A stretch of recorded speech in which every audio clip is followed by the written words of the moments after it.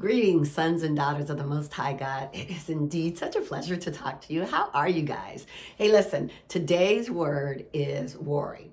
And the topic is worry is a thief, right? And I'm going to read to you this passage, okay? It's taken from Matthew 6:25. And I think this is a English Standard Version. It says, therefore I tell you, it says, do not worry about your life, okay?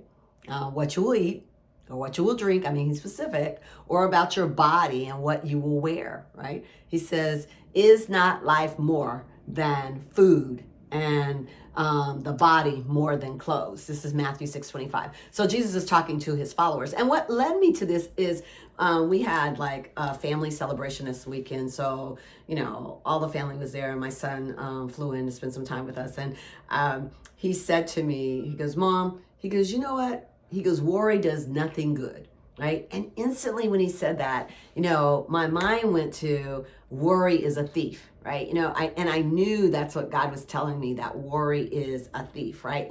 And so in the passage that I just read to you, the Holy Spirit was talking to me about worry. And so what I did is I looked up the definition of worry, and I looked it up in English, I looked it up in Greek, and I looked it up in Hebrew. And I want to read to you those definitions, and then I want to get back to what the Holy Spirit was telling me. So it says in the English dictionary, it says that worry gives way to anxiety, it gives way to uneasiness, and it allows, listen to this, it allows one's mind to dwell on difficulty and trouble. We don't worry about things that are good. We don't worry about getting more money. We don't worry about, the things that come to us that are good. We worry about the things that we can't see happening. We worry about trouble, and then we allow things that we don't know what's going to happen. We allow that to take our mind, and then it goes on. When I looked at it in the Greek, it says that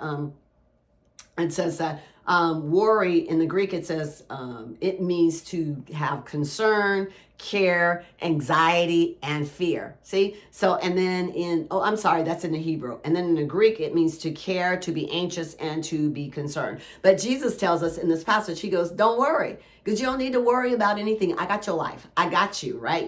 And so then, but in that passage, if you go, it started with Matthew, this is Matthew 6:25 that I read to you, but if you go all the way up to the beginning, Jesus is talking to his followers, right? And he has given them dialogue, and he has talked to them about giving to the needy, and how are you to give to the needy, and in what way, and how your heart's supposed to be. And then he talks to them about fasting and about prayer, about fasting and how you fast and how you set that time aside. And then he talked to them about prayer, and that's where we get the prayer, where he teaches us how to pray, that Our Father prayer. And then he talked about treasures, not building treasures on earth, but building treasures in heaven. And then after all that, then he goes into do not worry. So he's telling us how to do all these things. He's telling us that he's taking care of us. And now he's telling us, I don't want you to worry about anything. I want you building treasures on earth. I want you building treasures in heaven. I want your mind focused on me. This is how I want you to pray and come to me so that you can receive all that I have, right? And all that I have for you. And then he goes into telling us, how we are not to worry. We're not to worry about promotion. We're not to worry about work. We're not to worry about position. We're not to worry about paying bills. We're not to worry about where we're going to live. We're not to worry about anything. We're supposed to take everything to him. And that's why he tells us about prayer in the beginning, so that when we get down to a place where we think that we are starting to worry, we can lay that on him in prayer. So he's already teaching us what we need to do before these anxiety, fears, stresses come upon us. And then he tells us, I wanted to share with you, when we talk about worry, that's what the Holy Spirit said to me. He said, worry steals your present. He said, he's given you the present as a gift. He says, and when you worry, he goes, it takes away your joy. It takes away your peace. It takes away your intimacy with me. It moves you out of the presence of God. When you worry, it moves you out of the presence of God. It moves you out of the person who could take care of you. It moves you out of where all the answers are. So he says that we are not to worry, we're to release. Because see, that's where Satan wants to do, is have you worry. How you going to do this? How you going to say that? How come it's not like this? How come it's not like that? And God's like, I don't want you to worry at all. I got you. I know the hairs numbered on your head. You do not need to worry. I created you. I know all about you. And then he told me to tell you this, to share with you what happened to me as an example so that you understand. I was I have this cookie business, and that I've shared with you guys about, and all of my I have a website with the cookies on there, and all of the cookies have been professionally taken. All the pictures of the cookies have been professionally taken. Every time we do photo shoots, all of them are shot professionally. None of them are shot with my cell phone or anything like that. You know, I've been very blessed that they can all be professionally taken. And when I think several months back, I came up with two new cookies, a black sesame seed chocolate chip, black sesame chocolate chip, and an ube cookie, right?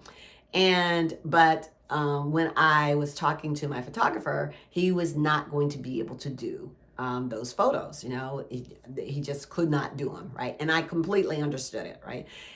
But I needed to get the photos of those cookies, not only on my website, but the company that had asked for them, they wanted pictures because they have like, when people come to order, they have this screen that you just walk up to, and then and you can swipe across, and then you can pick what you want. So they needed pictures of the cookies, right?